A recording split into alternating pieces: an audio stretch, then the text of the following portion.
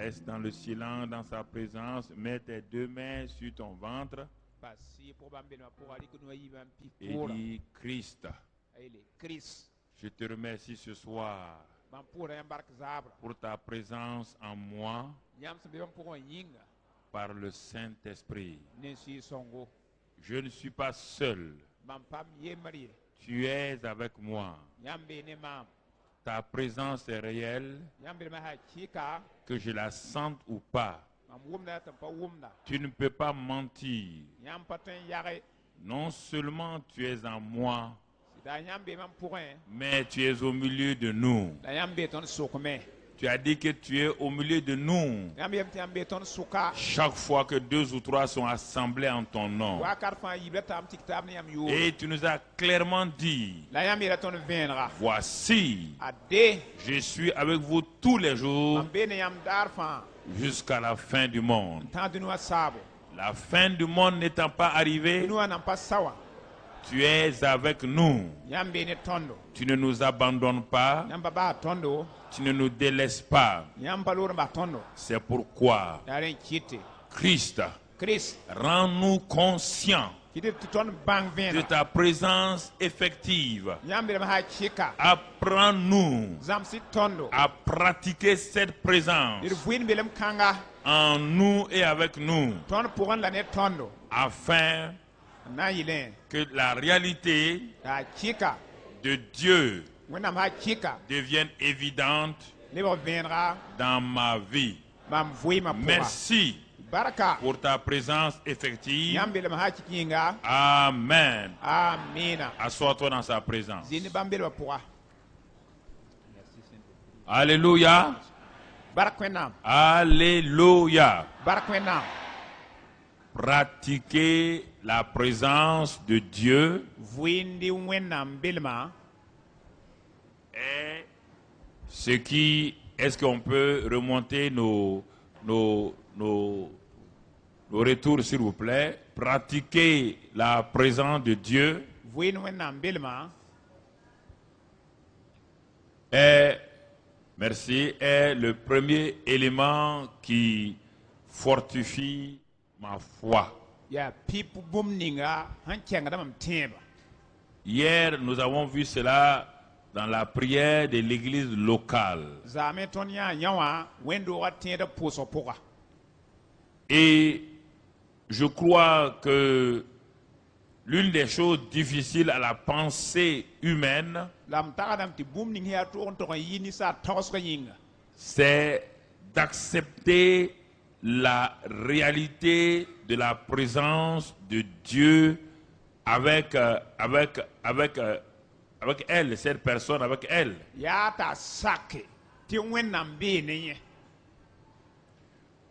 Non, avec elle, que Dieu est avec moi. Pas qu'il existe. Voilà. Donc, vous savez, ce qui a toujours prévalu dans les choses sataniques, c'est cette présence manifeste de Satan ou des démons ou des pratiques qui font que les gens, à un moment donné, croient à la réalité de ça.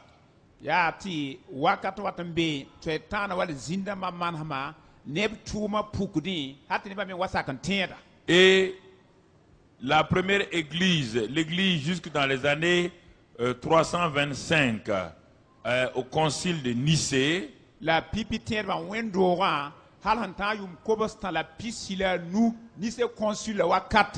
croyait à la réalité de Christ en eux, au milieu d'eux. Et chaque fois qu'il déposait et plaçait la Sainte Seine ou encore l'Eucharistie selon l'appellation des uns des autres, ils avaient cette prière qu'on appelle la didache. Qu'on appelait la didachée ou didache. Où il disait simplement, viens Seigneur Jésus. Puisqu'il a dit, là où 2 ou 3 sont assemblés en mon nom, je suis au milieu d'eux.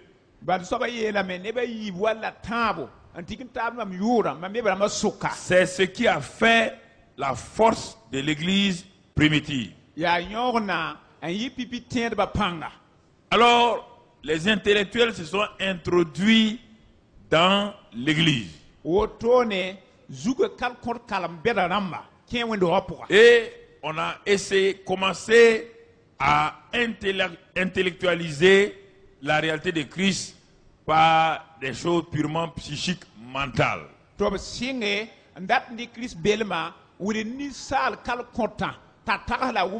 À remplacer la réalité de Christ par le corps ecclésiastique. En disant que Christ n'est pas populaire, n'est pas pour la population, mais pour le clergé.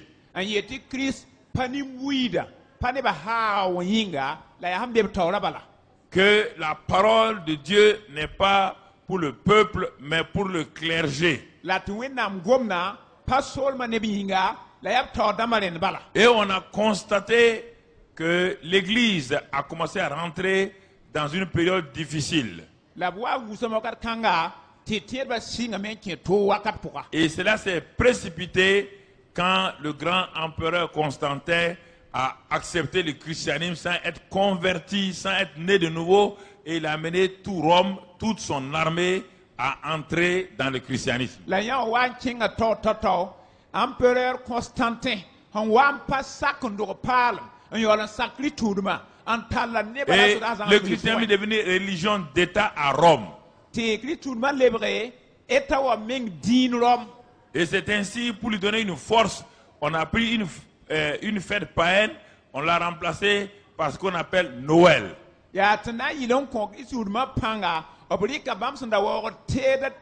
Alors, la réalité a laissé place à des mimes, à des choses qui étaient purement mentales.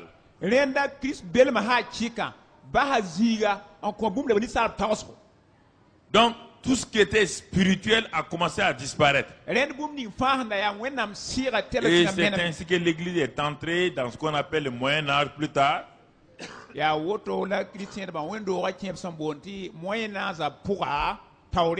Où on vendait maintenant les reliques, on remplaçait des choses par des choses saintes, les objets saints.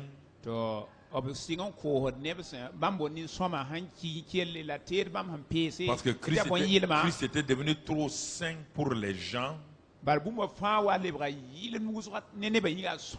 le monde ne pouvait pas avoir accès à lui. Et le peuple était gardé dans une ignorance chronique. On a commencé à leur vendre des choses. Et c'est ainsi que les sacrifices ont commencé. C'est-à-dire il faut souffrir ainsi pour pouvoir accéder à Dieu. Et au fur et à mesure, on a commencé à mettre entre Dieu et les saints, comme en Espagne, un santo, une guarda civile, un santo, une guarda civile. Pour aller au ciel, au temps de Franco, c'était la phrase qu'on utilisait. Un saint, un garde civil. C'était une anecdote. Au temps de Franco, le général Franco qui a pris le pouvoir, qui a renversé le roi, et les Espagnols ont dit, pour aller au ciel, il faut un saint de l'église, et puis un garde civil, un santo, un guarda civil, pour aller au ciel. Pourquoi?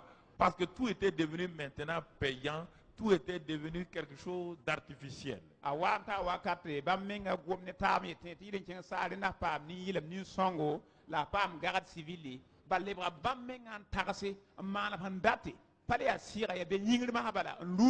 Et quand l'Église est arrivée dans les ténèbres les plus profondes,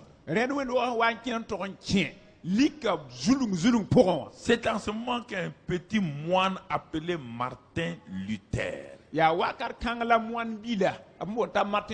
C'est ainsi que Dieu fait toujours. Il avait faim et soif de la réalité de Dieu. Il était loyal à l'église. N'oubliez pas qu'il n'y avait pas d'église, il y avait une seule église, l'église universelle. Il n'y avait pas de dénomination catholique ou protestante, non. Quand on disait église universelle, là, c'était le vrai sens. C'est-à-dire que c'est plus tard qu'il y a eu l'église orthodoxe, l'église d'Égypte, de l'autre côté de l'Asie, et ensuite Rome, où l'évêque de Rome est devenu le plus puissant parmi tous les évêques et qui est devenu plus tard pape. Il faut connaître bien l'histoire de l'église, sinon on va te créer des ennuis.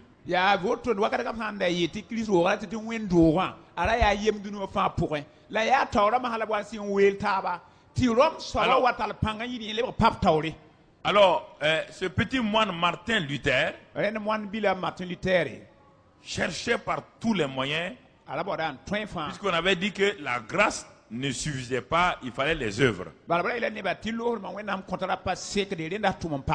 là où il était, le monastère où il était enfermé, là, il se levait pour laver les toilettes, il se mettait à genoux sur des cailloux, il faisait toutes sortes de sacrifices terribles.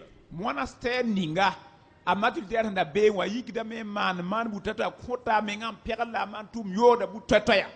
jour, un vieux prêtre l'a appelé de côté. Il dit, mon petit, on a tous fait ça, ça ne donne rien. Et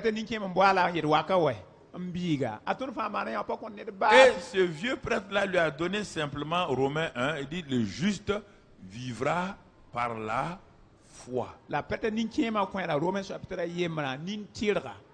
Il n'avait pas saisi ça encore. Qu'est-ce que veut dire le juste vivra par la foi? Le juste doit vivre sur la base de ce que Christ a fait et non pas de ce que nous faisons. Et c'est ça, encore même aujourd'hui, beaucoup de gens veulent faire des choses pour mériter les choses. Dis-moi, nous faisons comme Médecins Sans Frontières. Nous croyons qu'il y a aussi des chrétiens sans frontières. Il y a aussi des formateurs sans frontières. Nous avons inventé des choses comme ça. Nous avons inventé des notions qui se collent donc aux laïcs. Et c'est ça le danger de l'église de Christ, même aujourd'hui. La wakar kan ne runda ne ba toro ga tikris mana bala on bor nan tuma tebe wa Médecins Sans Frontières sar mano en jere da matabu so ton me manda tuma na yile on pamwe nam kuna. Alors le petit a dit qu'il va faire un pèlerinage sur Rome. Il a quitté l'Allemagne et il a pris la route pour aller, il est arrivé à Rome. Vous savez que Rome est bâti sur des collines. Si vous n'avez pas fait l'histoire de Rome, vous devez comprendre ça. Et en ce temps, la ville était bâtie de telle manière que pour entrer, il fallait des marches, des escaliers.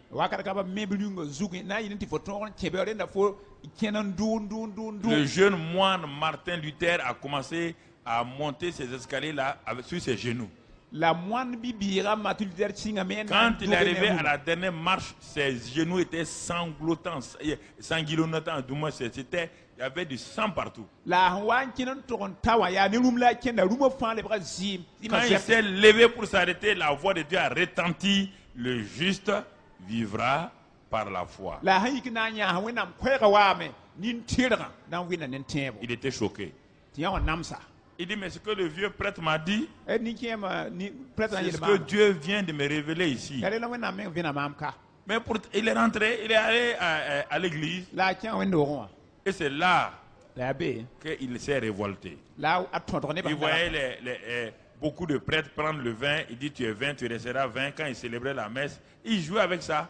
Ça a tellement choqué le jeune homme qu'il a commencé, il a levé les mains, il a commencé à crier Babylone, Babylone. C'est ainsi qu'il a quitté Rome pour retourner en Allemagne et que l'Allemagne était perdue pour l'Église. Et c'est ainsi qu'il va transformer tout, il va changer les Écritures. Il va mettre la Bible, le Nouveau Testament du latin en allemand courant.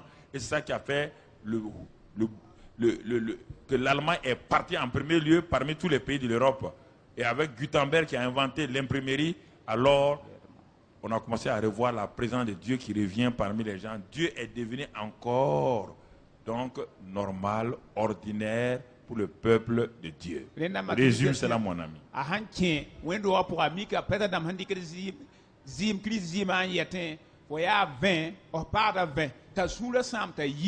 ayet Babylone la ne pour aller banki Allemagne wa ya ni wennam venra la songona la le bon wennam sebra ne burgwam ni sambe benwa ti wennam sira nan singe lepson lugul bam belma abul rapport. Il a commencé à écrire ses thèses pour coller devant l'église en Allemagne. Ta singa nan guloso bon kasma kansa. Quand les gens quittaient la messe, tout le monde se précipitait pour lire les thèses de Martin Luther collées à la porte. Tous les gens venaient à l'église, ils font la messe. Quand ils quittent, ce qui les intéresse, c'est que le petit est en train de dire. Il est en train de révéler la parole de Dieu collée sur les portes. La ahanda yi wendo apwa arik da vina ni wenam ko en gulo ne seban ka ignorwa la ne ban yaga dame yiten karamne nget gumni wenam siran vina biga ta gulo so ignorwa. À la fin, la hiérarchie l'a convoqué à la diète de Worms.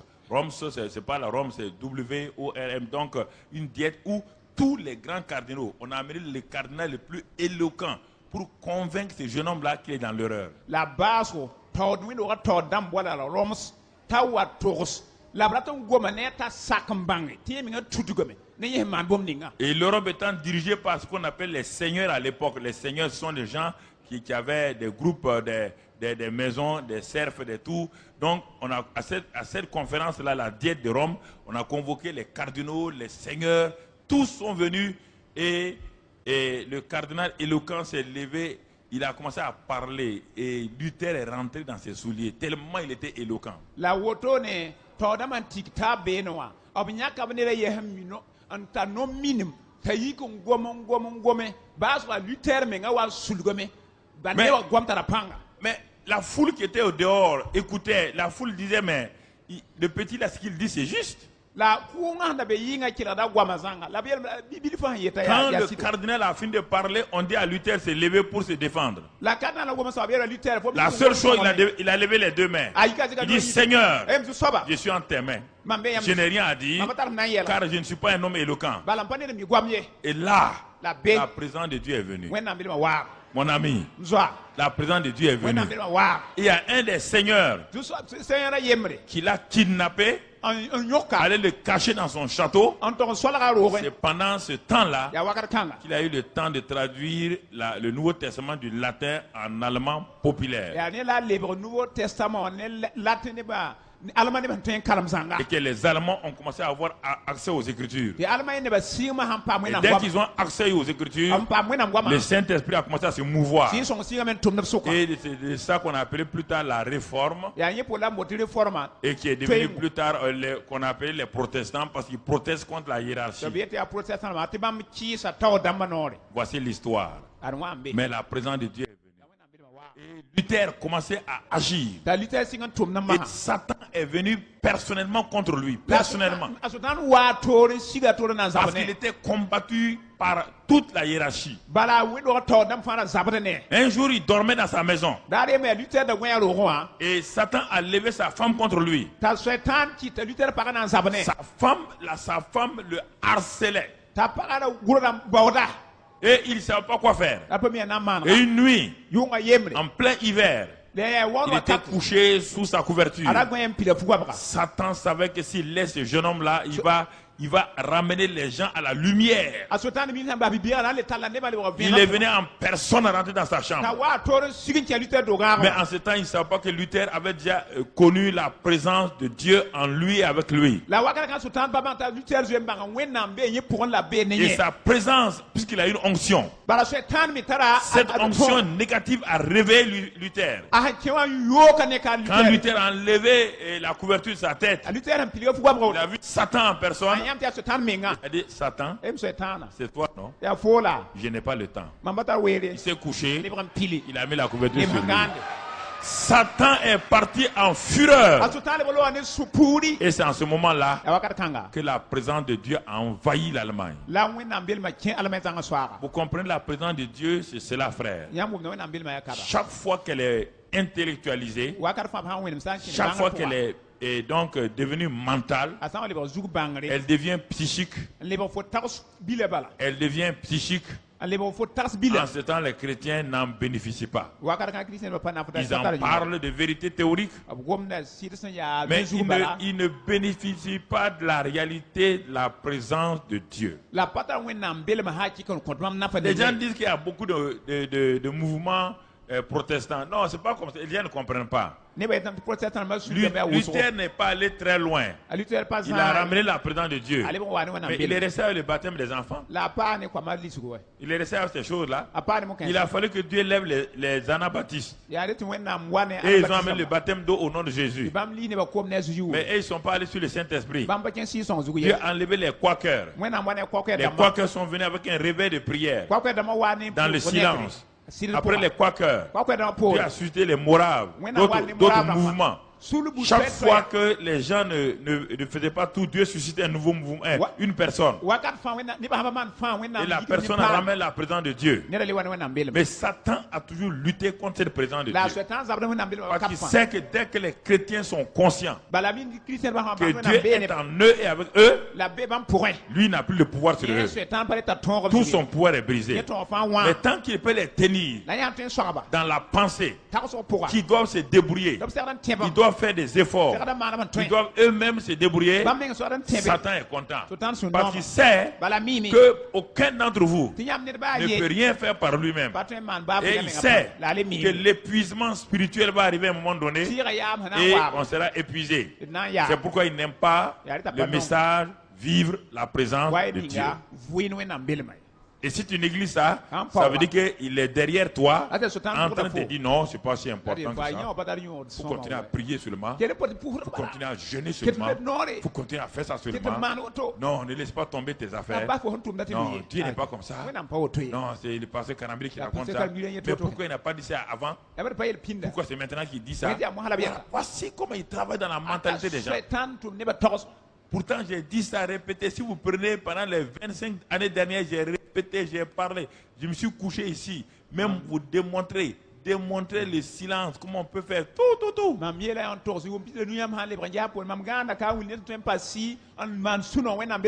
Mais l'homme veut montrer à Dieu que lui il peut. L'homme veut mériter. L'homme n'aime pas la grâce. Il aime les œuvres. Parce que les œuvres semblent dignifier les gens. Les œuvres semblent élever les gens. Les œuvres vous exaltent. Les gens vous montrent, vous voyez ce top-là. Oh, c'est lui qui aide les femmes ici. C'est lui qui aide les orphelins. C'est lui qui aime ça. Nous aimons ça. C'est ça. Et quand il y a ça, la présence de Dieu se dissipe. Elle est là, mais elle se dissipe. Quand toi tu grandis, Dieu devient petit. Quand Dieu grandit, toi tu deviens petit. C'est le principe de Dieu comme ça. Quand Jésus a apparu, Jean-Baptiste a dit, il faut que je diminue. Car il était l'homme numéro 1 sur la scène. Il était celui vers qui tout le monde partait. Dès que la présence de Christ est venue, le Dieu incarné est entré en scène. Jean-Baptiste a dit, il faut que la chair diminue. Et la chair n'aime pas diminuer. Et c'est ce que on vous a donné depuis 2 dimanches. La chair, Jacob n'aime pas diminuer. La chair aime se prévaloir.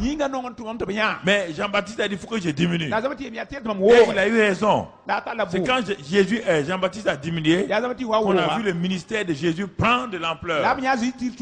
Par tous ceux qui allaient à Jean-Baptiste se sont retournés pour aller vers Jésus. Et c'est en ce moment que son ministère, en 3 ans et demi, a pris de l'ampleur.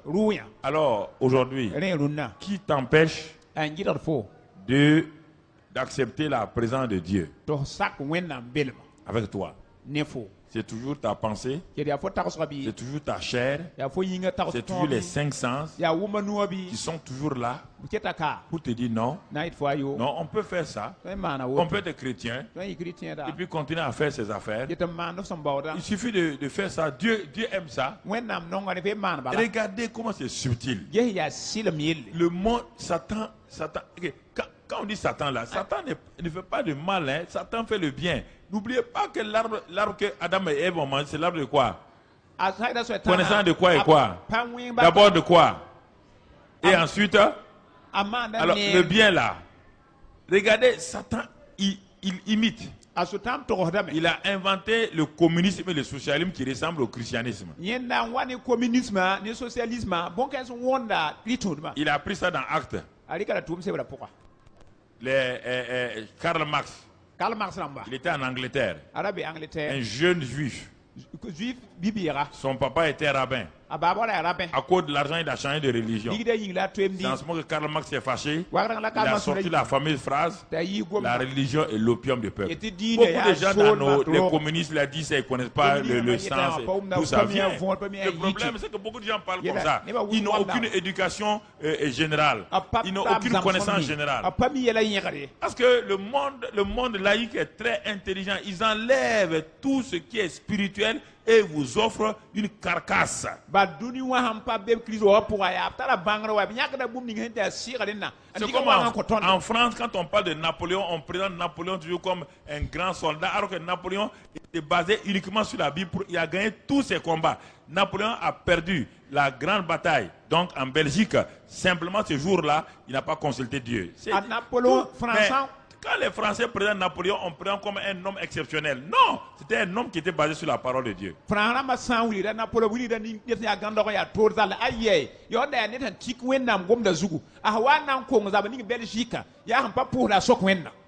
Voici, frère. Ce n'est pas une armée qui a vaincu Napoléon. C'est ce jour-là, n'ayant pas consulté Dieu, la neige et les éléments naturels ont paralysé la grande armée. Il faut se cultiver. Si vous voulez des arguments, il faut vous cultiver. Si vous n'êtes pas cultivé, alors vous vous racontez des histoires, les gens rient à votre nez. Mais il y a une culture que les laïcs vous présentent. Les humanistes vous présentent. Et les livres les plus dangereux, ce sont les livres humanistes. Ils ressemblent au christianisme, mais ils ont enlevé la substance. Regardons les droits de l'homme. C'est les chrétiens. Et les choses de l'ONU. L'ONU a donné, c'est les chrétiens. Et toutes ces choses-là, c'est les chrétiens. La Croix-Rouge, c'est les chrétiens. Toutes ces choses que le monde a prévalu sur les chrétiens. Mais le monde est venu s'emparer doucement de tout ça. Tout ça. Et aujourd'hui, quand on parle de ça, on croirait que c'est tous les chrétiens qui ont fait tout ça. L'université Harvard des États-Unis, toutes les universités des États-Unis étaient des universités créées, des universités théologiques. Elles ont été transformées aujourd'hui en universités complètement laïques. Et on ne trouve même pas la trace du christianisme là-dedans. C'est ça. Oui, les gens ne vont pas à la source, ils restent en l'air et puis disent des choses. Et c'est ça, le christianisme aujourd'hui est servi par l'humanisme. Ils écrivent des livres qui ressemblent à des livres sur Dieu, mais ça n'a rien à voir avec Dieu. Ils parlent d'un Dieu, parce que Satan est un Dieu. N'oubliez pas, Dieu l'a appelé comme cela. L'humanisme, il vous présente des livres qui semblent être bien. Quand vous ressemblez, ça ressemble, quand vous lisez, ça ressemble à la vérité, mais c'est la contrefaçon.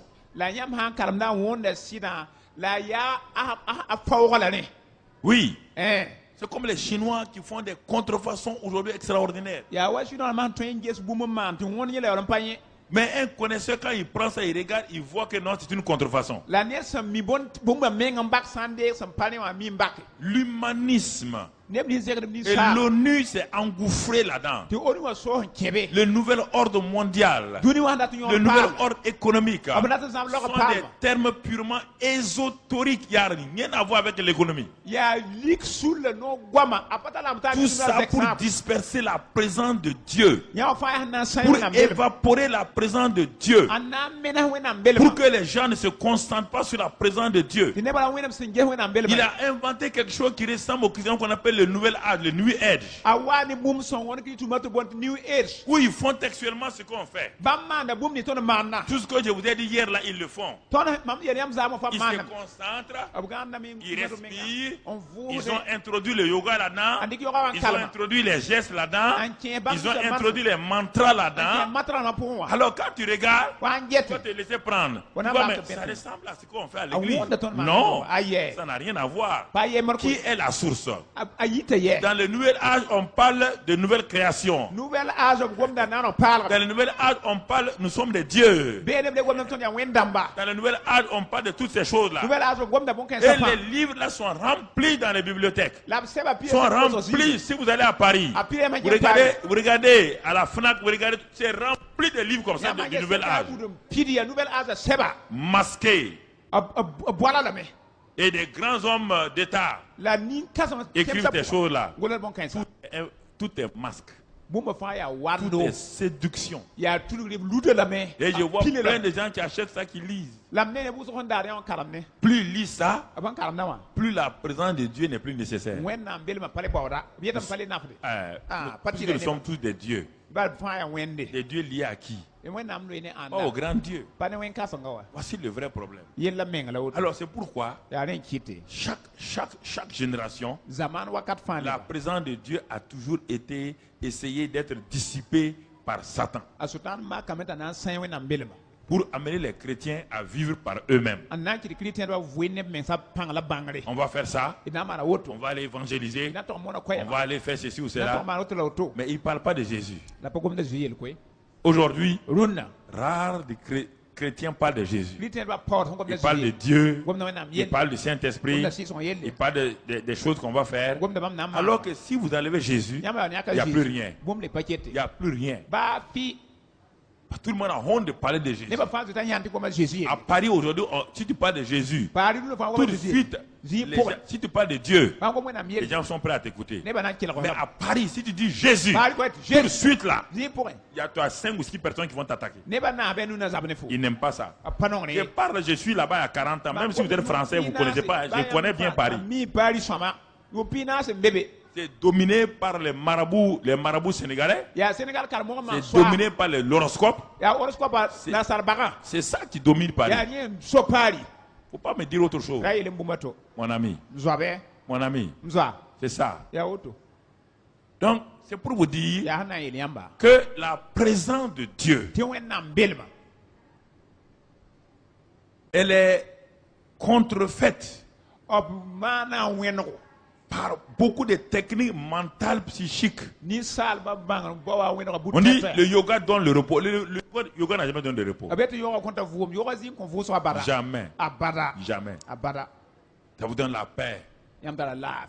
Une manière de respirer. Et la plupart des gens qui ont fait ça, ils ont permis aux démons de rentrer dans leur vie tout doucement. Parce que ces choses, ces cadences respiratoires là, ça vient des Chinois et des Hindous. C'est des pratiques qui viennent de là-bas et qui sont liées à des dieux. Mais dans les universités, on a coloré ça, on a pris, on a donné à tout le monde. Tout le monde fait. Et brusquement, la dépression vient. On dit, mais d'où la dépression vient? Mais pourtant, ce que je fais, c'est bien. C'est parce que c'est une contrefaçon. Parce qu'il y a un seul prince de paix, il s'appelle Jésus. Personne ne peut vous donner la paix en dehors de Jésus. Mais on veut vous donner une autre paix qui ne vient pas de lui. Et cette paix-là ressemble à celle de Jésus. On dit couche-toi maintenant. Regarde. Quand tu vas sur le psychanalyste, il dit couche-toi. Retourne à ton passé. Retourne à ton enfance. Et regarde. Ça, c'est terrible. Les fruits de autres là. Ils ont créé la pagaille chez les gens. La psychanalyse. C'est ce que j'ai haïssé le plus en philosophie quand on est arrivé en terminale. Je n'étais pas chrétien, mais je ne comprenais pas. J'ai dit au professeur, ça c'est faux. C'est de la manipulation. la manipulation. Cet homme-là va rentrer dans son passé comment? Il va retourner à son enfance comment? Et on te fait balancer. Et après ça, on va utiliser des techniques des respiratoires. On va te faire revenir. On va jouer sur toi. On dit on va te délivrer avec ça. Et on ne fait que changer le problème. Et aujourd'hui, des chrétiens sont pris dans ce piège-là. Et je vois des gens avec des livres. Et ils croient que c'est chrétien. J'ai lu ces livres-là il y a plusieurs années.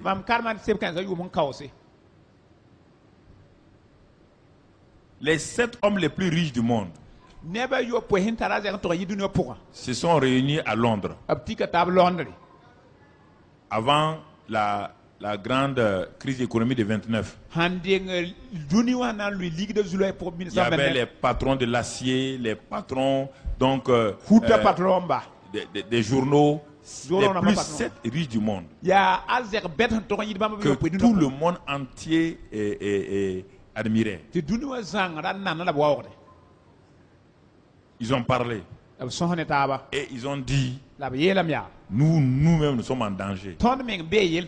La richesse là va nous créer des problèmes parce que nous n'arrivons pas à contrôler la puissance de l'argent.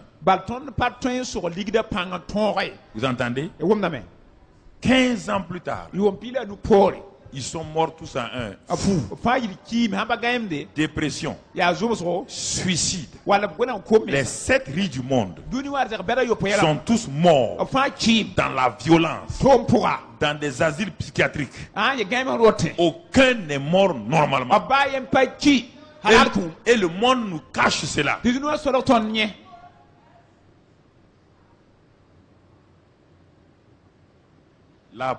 vous ai introduit la présence de quelqu'un d'autre pour vous parler de la présence de Dieu. Parce qu'il y a des choses qui ressemblent à la présence de Dieu. Des écrits sont là pour vous attirer, pour vous séduire sur la présence de Dieu. Qui n'ont rien à voir avec la présence de Dieu. Qui ressemblent, mais qui sont du facsimilé. Qui sont des contrefaçons. Qui n'ont pas la substance. C'est pas, j'en ai rencontré des grands comme des petits ayant pratiqué ces choses-là. Ils sont au bord du suicide. Il dit mais oui, vous avez commencé ici, non? Vous avez dit oui. Voilà ce que vous avez fait. Voilà votre problème. Alors, bien aimés frères et sœurs, hier nous avons vu la prière, vivre pratiquer la présence de Dieu. Et je reviens sur ça maintenant parce que ceux qui n'étaient pas là hier, ils veulent prendre la cassette, prenez-la, priez, mais je vais compléter ce soir. Par la cassette d'hier, c'était la prière, comment prier de façon, on a vu ça, comment prier, avoir le repos et tout, on a prié ça. Le problème, c'est que quand le chrétien ne connaît pas son être, j'ai donné connaître à toi-même toute la série pendant l'année passée, pendant plusieurs mois. J'ai insisté sur l'homme intérieur, notre esprit qui est au milieu, au centre là. J'ai montré que c'est du centre là, de l'homme intérieur, que la présence de Dieu sort pour aller vers l'extérieur. Alors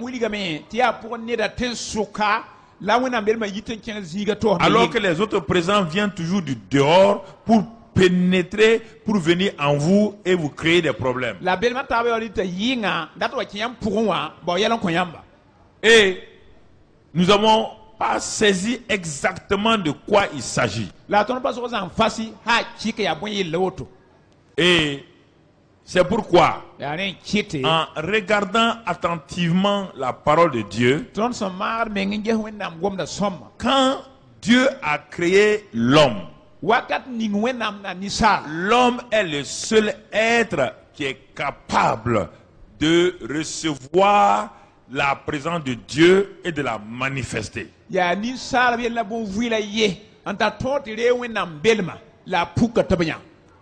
Comprenez ça. Les anges n'ont pas cette capacité. Les animaux n'ont pas cette capacité. L'homme a un élément divin en lui qu'on appelle son esprit. Quand Dieu a créé Adam, c'est ça le secret. Il a créé Adam d'abord esprit. Il n'a pas créé Adam chair. On ne crée pas la chair, on forme la chair. La chair, c'est le terme morphos. Morphos.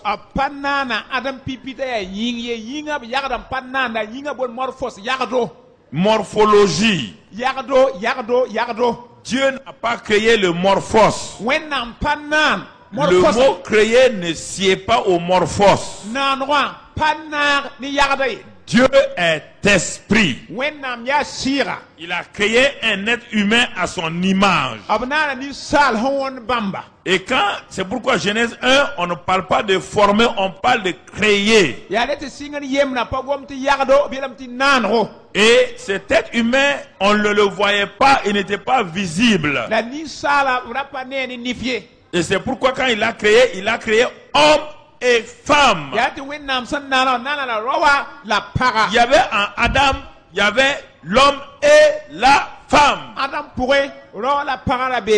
Ça c'est la création.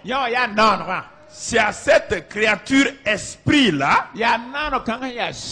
en qui Dieu se trouve là, c'est en cet être spécial-là, à qui Dieu a confié maintenant la capacité de se reproduire, de dominer, de se multiplier, et donc d'exercer et de remplir la terre.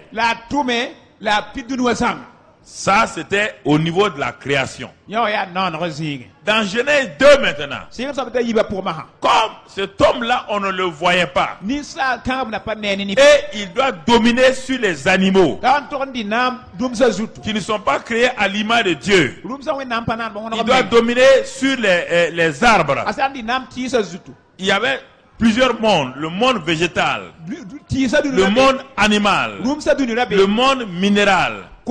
Et Adam et Ève doivent dominer sur ces mondes-là. Comme ces mondes-là sont matière, qu'est-ce que Dieu va faire? Il va maintenant former l'homme. L'homme qui est créé là, qui est à l'image de Dieu esprit, il va lui donner un morphos. Il va lui donner une morphologie. Il va le rendre visible pour que les animaux le voient, que les plantes le voient et l'entendent. Il lui a donné un son. Il lui a donné une intelligence. Et c'est pourquoi l'homme s'est arrêté. Il a donné un nom à chaque être créé, à chaque animal. Alors, frères et sœurs, c'est cet homme-là que Dieu, à qui Dieu rendait visite régulièrement dans le jardin d'Éden. Dieu n'a pas de corps physique. Dieu est esprit. Dieu n'a pas d'âme. Il n'a pas de corps. Il est esprit. Et il vient parler à l'homme esprit. Et en venant parler à l'homme esprit, il marchait avec cet homme. L'homme a été créé pour marcher avec Dieu, pas avec quelqu'un d'autre. C'est pourquoi quand vous marchez avec quelqu'un d'autre, vous avez des problèmes. Si vous marchez trop avec les hommes qui ne ressemblent pas à Dieu, vous avez des problèmes. Si vous marchez avec des animaux, vous êtes dégradé. Si vous marchez avec les esprits, vous avez des problèmes. L'homme est le seul être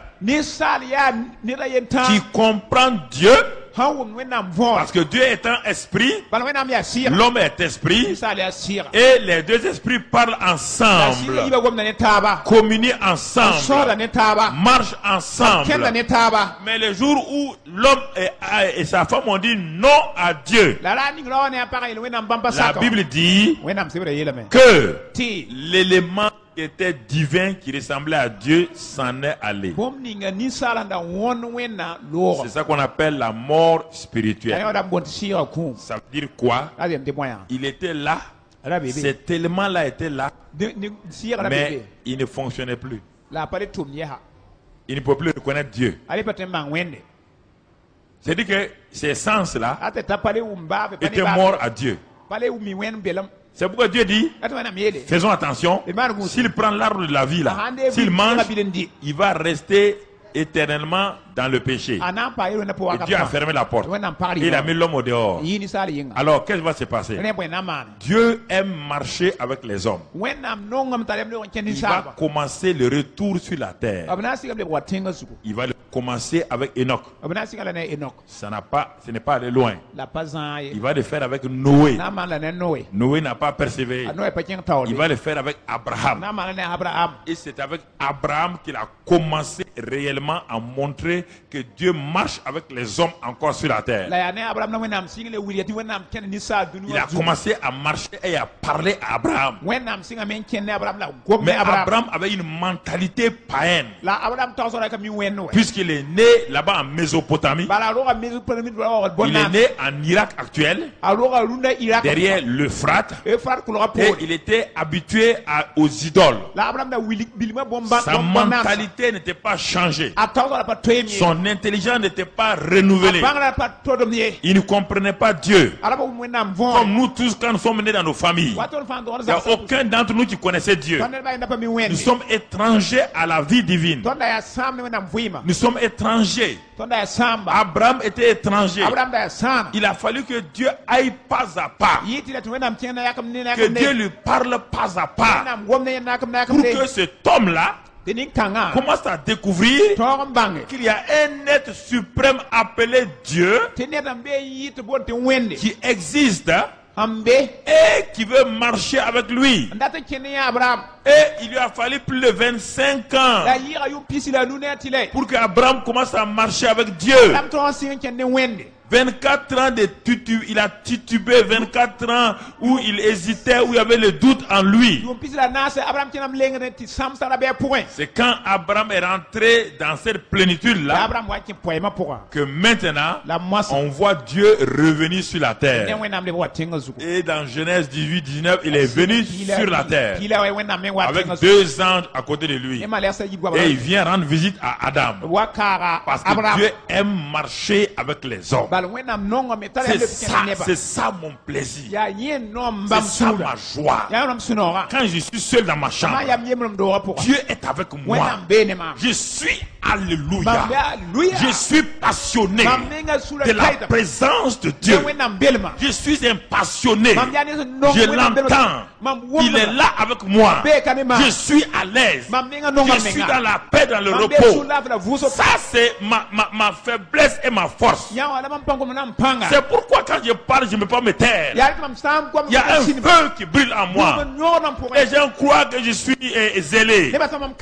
Un feu, le feu du zèle de Dieu coule en moi. Écoutez-moi, frères et sœurs. Je ne suis pas un chrétien. Non, moi j'ai dépassé à longtemps. Je ne suis pas un pasteur en train de chercher des choses. Ce qui me plaît aujourd'hui, c'est la pratiquer la présence de Dieu. Pratiquer la présence de Dieu. Quand je suis dans ma voiture, je pense à lui. Dans mon bureau, je pense à lui. Quand je cause avec vous, avec quelqu'un dans mon bureau, je cause avec la personne. Mes pensées sont sur Dieu. Je cause avec la personne, en même temps je demande à Dieu, mais ici là, je pense, c'est-à-dire que j'écoute la personne, avec ça là, mais je parle à Dieu. Et si je vois que la personne m'embête trop, je dis bon, mon frère, on va prier, on va partir. On va prier, tu vas partir. Moi, j'ai autre chose à faire. Vous comprenez? C'est ça que j'ai développé il y a plus de 30 ans. Je ne savais pas comment faire, mais j'ai appris tout doucement. Tout doucement. Tout doucement. Tout doucement. Tu me mets dans une maison 3 mois, ça ne me dérange pas. Nullement, ça ne me dérange nullement pas. Je suis à l'aise là-dedans. Tout seul là, je suis à l'aise. Ça ne me dérange nullement pas. Je ne suis pas dans la dépression. Je suis content. Je suis content. Vous comprenez? C'est ça la réalité. Abraham. Dieu dit, ah bon? J'ai trouvé quelqu'un, un ami. Il dit à 2 anges, accompagne-moi sur la terre. Papa bon Dieu. Mais l'homme t'a chassé de la terre. Il dit non, j'ai trouvé quelqu'un maintenant. Et Abraham était assis sous un chêne. Et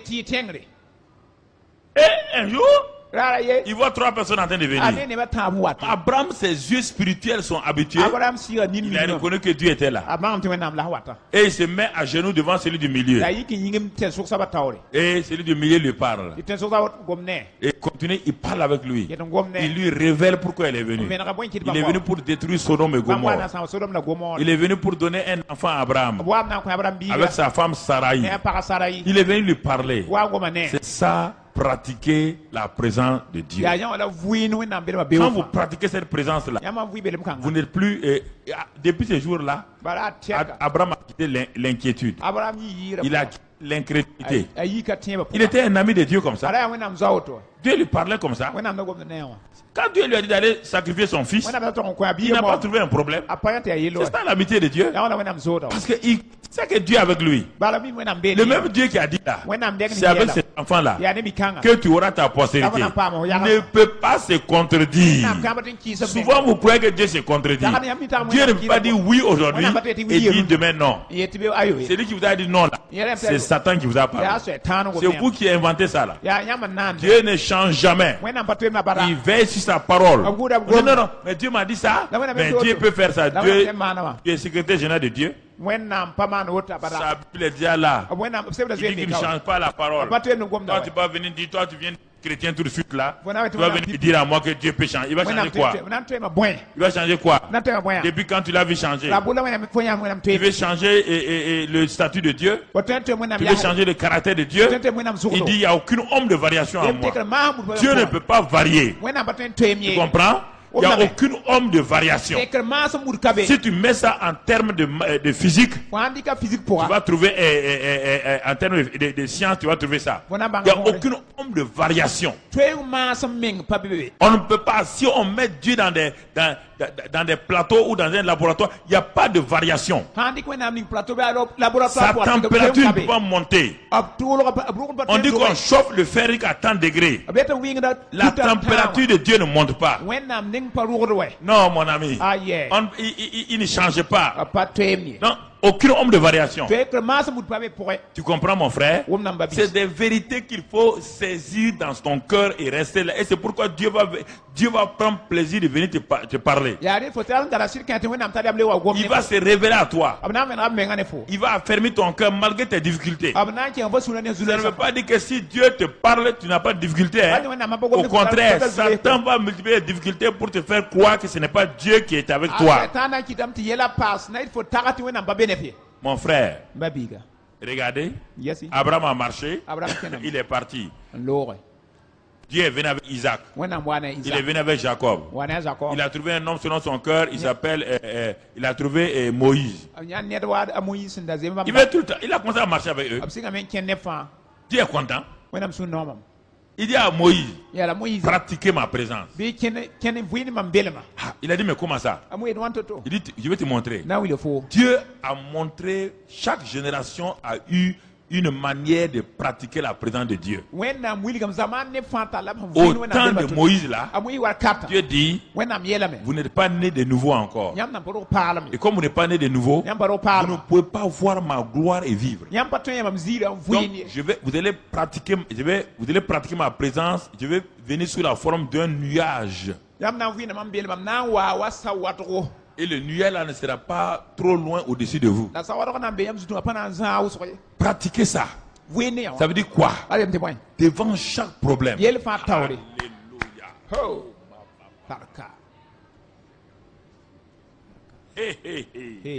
Si vous savez qu'il est là, Yama mi de beka. si vous savez, c'est ça le problème. Yella. Si vous savez que, Merci. Baraka. Baraka. il dit, Ayela mia. oh Seigneur, Oh, je suis aide-moi, aide-moi à Son continuer. imam. Il dit, Abiyela mia. il dit, Abiyela mia. il dit à Moïse, Abiyela Moïse. je serai tellement visible. Mamna yamna nima. Parce que votre intelligence là ne comprend pas Dieu. Bar yam bangra pour mo na vore. Si je ne me rends pas visible, Mamba ki yam ni vous ni. n'allez jamais croire que je suis là. Yam par tronte mambe. C'est pourquoi, Ya re. dans la journée, Dara pourra. vous verrez un nuage Yam na ya sawatoko. qui va empêcher le soleil de vous frapper. Nanji na wini tara pam yam ye. Donc, ça veut dire qu'en plein jour, Ati ati wini ga to zam sa. quiconque vient contre vous, Neni na wasaba ni yam. vous devez faire quoi? Yam sa mana wala. Lever les yeux Yam sa de kanina. et savoir que je suis là. Mambe ka. Dès que vous voyez le nuage là, ça veut dire qui est là? Anam bébé. Est-ce qu'on peut vous toucher? Femme si yam sida. Est-ce qu'on peut vous vaincre? Femme ton yamba. La nuit, Yungo. ce n'est plus un nuage. Fale ya sawa yesa. C'est une colonne de feu. Ya bugu masa. Pratiquez la présence de Dieu. Wini wena mbelema. La nuit, Yungo. c'est une colonne de feu. Ya bugu msombe yam zugunwa. Et la nuit, La yungo. le feu est le feu. Buguma ya bugu Que vous mwe. soyez ici, Yambe que ka. vous soyez là, Yambe vous ka. voyez le feu. Yam ne buguma. Alors, il leur a appris ça. Zamna bla lenda. Ils arrivent à Mara, Abta mara. ils trouvent l'eau amère. Nyako to. Premier exercice, Pipi mamsko. pratique la présence de Dieu. Wini wena mbelema. Premier exercice, Pipi makre. pratique la présence de Dieu. Wini wena mbelema. Dis les regarde. Wena mjata. Ah, ils vont pratiquer ma présence. Abna wina mbelema ka. Dès qu'ils boivent l'eau, Abayi ko ma. l'eau est amère. Ko ma ya to.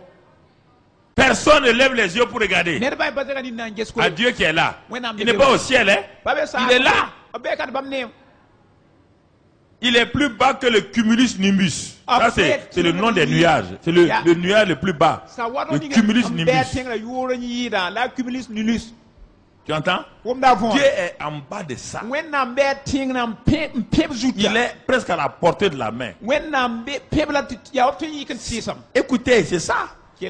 Pratiquez la présence de Dieu. Dieu est là, le problème est là. Dieu est là, le problème est là. Dieu regarde maintenant, qu'est-ce que tu vas faire? Est-ce que tu vas pratiquer ma présence? Est-ce que tu vas tenir compte de ma présence ou tenir compte de ton problème? Voici le problème. Voici ce que nous avons. Voici les difficultés. Vous buvez de l'eau amère. L'eau est amère. Mais la seule chose, c'est de dire à celui qui est en haut là, il est au-dessus de vous, l'eau que nous vivons, papa. Oh, c'est amer. Tu peux chanter ça pour nous? Dieu serait content. Il se plaigne. Il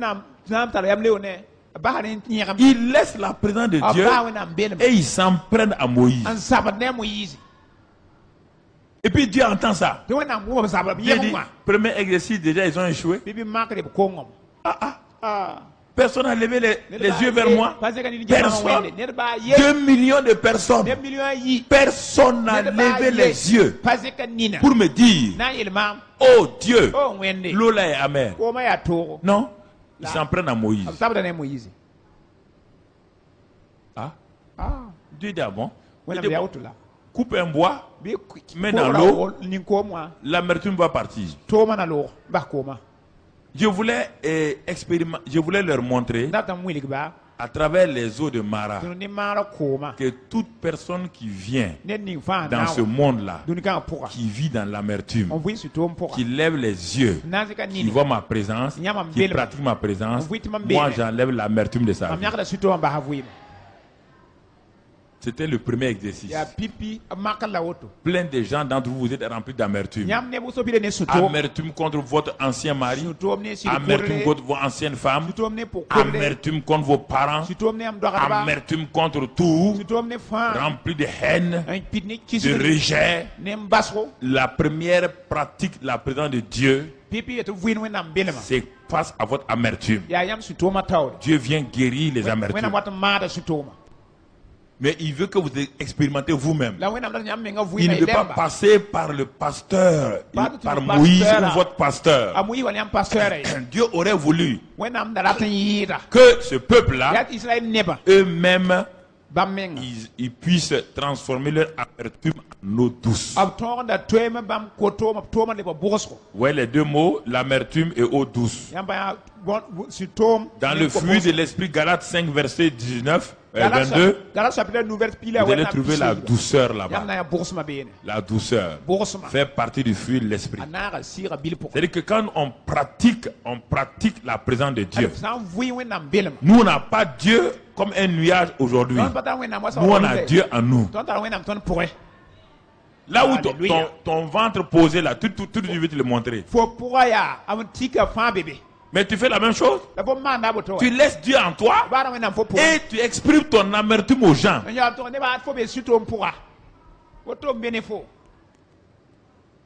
Tu ne sais pas comment pratiquer la présence de Dieu. C'est ça qui crée les problèmes. Je l'ai dit hier. C'est ce stress-là qui détruit aujourd'hui l'humanité. Les pays développés meurent de stress. Ils ne meurent pas de palu, mais le stress les tue aussi rapidement que le palu.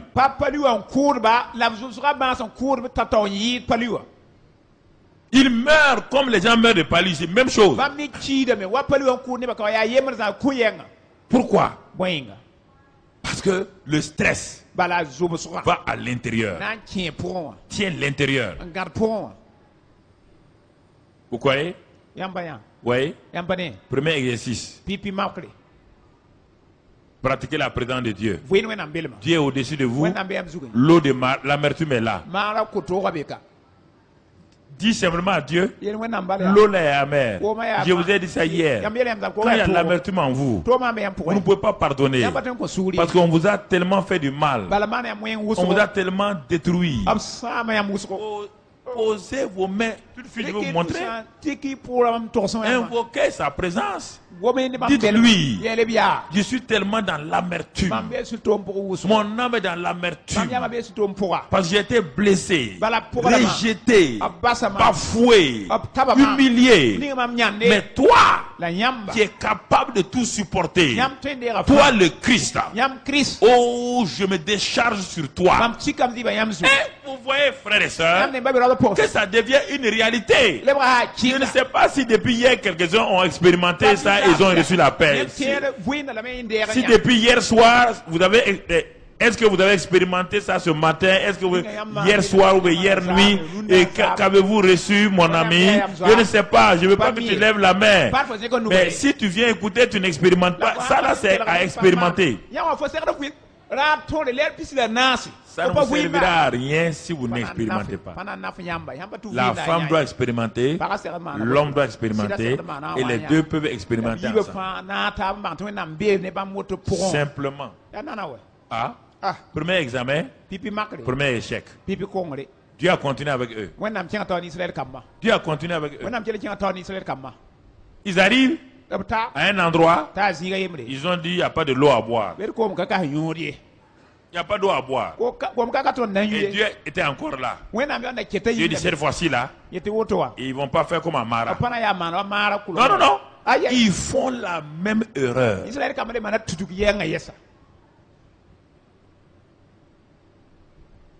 Regardez votre vie. Vous commettez les mêmes erreurs pendant des années, les mêmes erreurs. Vous ne parlez, quand vous avez des problèmes, vous ne parlez jamais à Dieu. Vous exposez à votre femme, vous exposez à votre mari, vous empoisonnez les gens avec ça. Alors, mettez le poison sur Dieu. Pourquoi vous ne mettez pas vos poisons sur Dieu? Il est capable de les prendre. On va le voir. Tous vos échecs, vos problèmes, vous les mettez sur vos pauvres femmes. C'est à cause de ma femme que je n'avance pas. Qui t'a dit ça? Ah oui, c'est Moïse. Moïse nous a fait sortir. Dieu était là.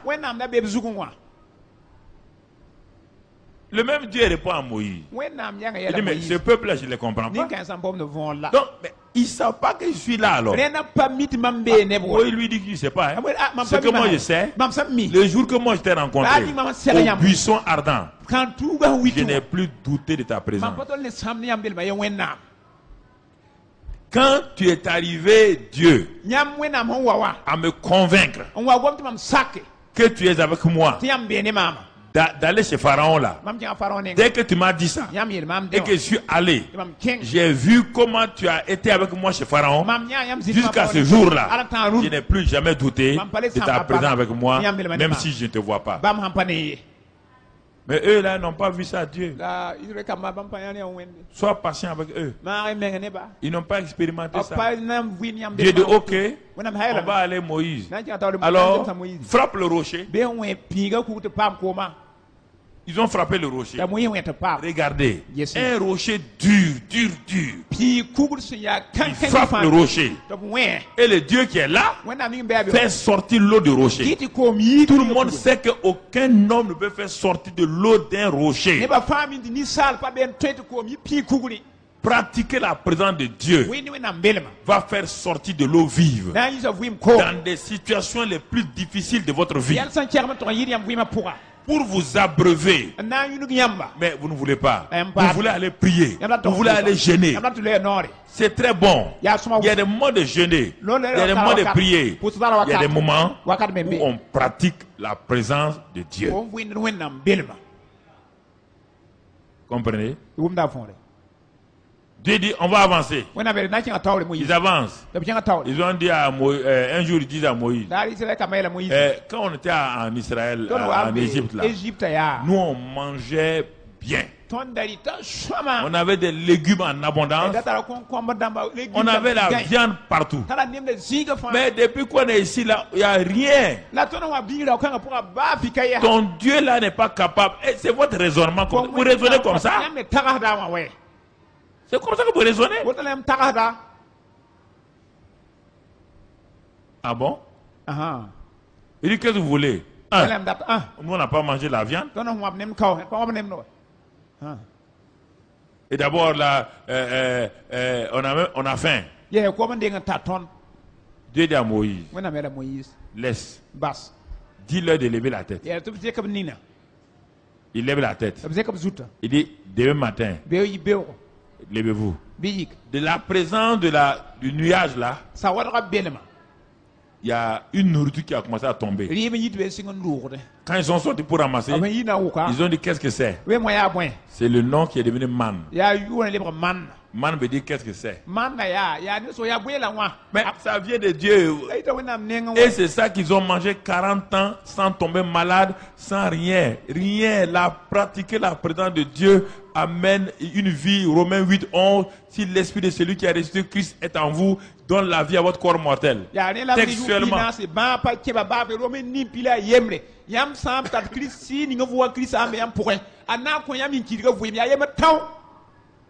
Toute nourriture que Dieu vous donne va vous donner une force. Va vous donner parce que Dieu avait prévu uniquement les légumes et les fruits pour les hommes. Quand je dis ça, les gens veulent raisonner avec moi. Moi, je me tais. Les gens veulent raisonner avec moi. Il ne faut pas exagérer. J'ai dit et je répète. Dieu, à son origine, n'a jamais prévu que l'homme mange ni la viande, ni les poissons. Parce que dès le moment où tu manges la viande doit mourir. Et tout ce qui meurt quand tu manges, tu mets la mort en toi automatiquement. Tu n'as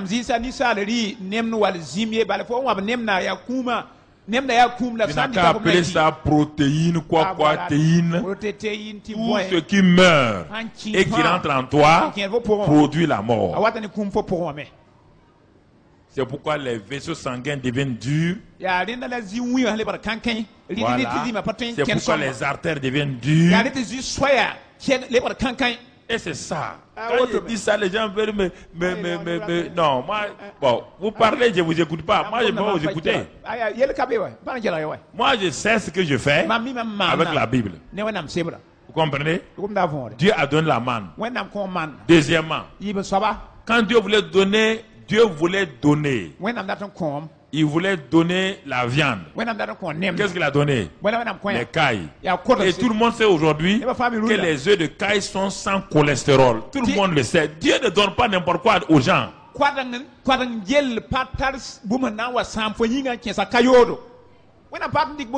Écoutez-moi. Quand Dieu a envoyé pour montrer que le déluge est fini. Tous les arbres étaient morts. Aucun arbre n'a pu endurer les 40 jours de pluie. Sauf un seul arbre. Quand la colombe est partie, la colombe est revenue avec une feuille d'olivier. Et aujourd'hui encore, les oliviers, il y a plus de 200 ans. Certains disent même qu'il y a des oliviers de 1000 ans.